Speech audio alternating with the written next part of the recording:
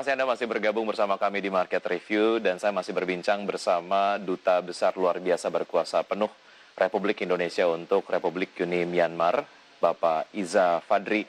Pak Iza, terkait dengan aset-aset dari investasi yang sudah dilakukan oleh pengusaha-pengusaha Indonesia di Myanmar, terkait dengan kondisi di sana, apa yang paling bisa dilakukan ataupun perlindungan apa yang paling bisa dilakukan agar kemudian aset-aset ini yang dimiliki oleh pengusaha-pengusaha Indonesia begitu untuk investasi yang sudah dilakukan dapat terjaga dengan baik pada saat kondisi pergantian kekuasaan di sana. Baik, tadi saya sudah sampaikan bahwa ada beberapa perusahaan yang memang sedang melakukan proses investasi di sini, tetapi ada juga beberapa perusahaan yang sudah lama berinvestasi. Termasuk di sini adalah perusahaan Java Config, di mana Java Config ini menguasai 35% mangsa saham, mangsa pasar untuk ayam dengan derivatnya. Dan kalau kita lihat bahwa dengan situasi seperti sekarang dan kebetulan Java Config ini sudah lebih dari 10 tahun di sini, artinya mereka juga sudah mempunyai jaringan yang kuat dalam melakukan kegiatan perdagangan. Kemudian untuk perusahaan-perusahaan yang sekarang baru berkembang, kami selalu berkoordinasi untuk langkah-langkah mereka seperti apa yang mereka inginkan ke depan dan bagaimana mereka menjalin komunikasi dengan prinsipal di Jakarta.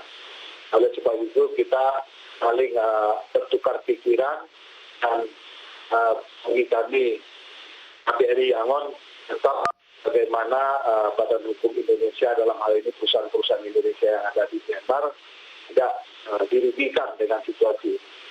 Dan dalam situasi terakhir saya selalu berkoordinasi dan berdiskusi dengan pimpinan perusahaan tersebut sehingga kita bisa melewatkan situasi tadi. Baik, mengenai kondisi terkini di sana, koordinasi ataupun komunikasi intens yang dilakukan antara KBRI dengan otoritas investasi di sana seperti apa, Pak Dubes? Baik, sementara ini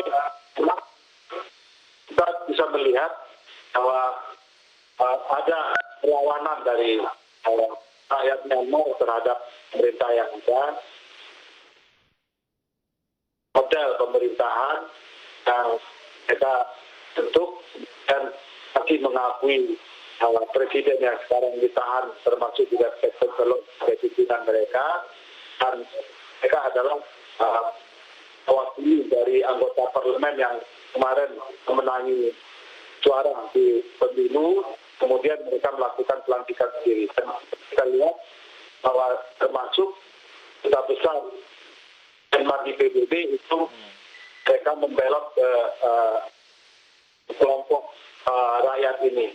Jadi situasi saat ini boleh dikatakan status quo, dan sementara ini memang kalau kita ada di negara Myanmar, kita komunikasi dengan pemerintahan yang ada yang ini pada faktual ada. Baik, sangat bisa dipahami mengenai kondisi ini, Pak Dubes. Dan mengenai konflik internal di sana, apa yang bisa dilakukan oleh Indonesia sebagai bagian dari negara ASEAN untuk setidaknya memediasi apa yang terjadi di Myanmar?